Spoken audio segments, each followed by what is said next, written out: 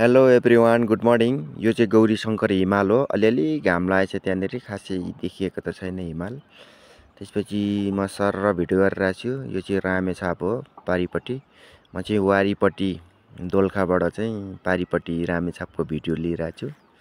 बिहान छ अनि त्यसपछि सर गएर अलिकति पाहाडको ठाउँमा हिँड्न चाहिँ दुःख हो, नत्र त हावापानी सक्छ, चिसो पानी टक्क मिठो, बस्नलाई आनन्द। तर हिँड्नु चाहिँ सकिँदैन है।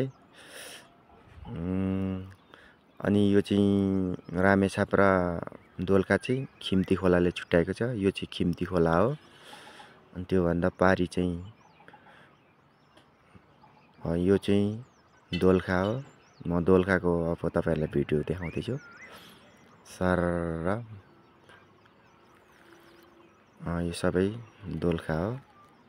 अलिकति हिँड्नु मात्रै दुःख, नत्र पाहाडको ठाउँमा बस्न चाहिँ रमाइलो नै हुन्छ। साथीहरू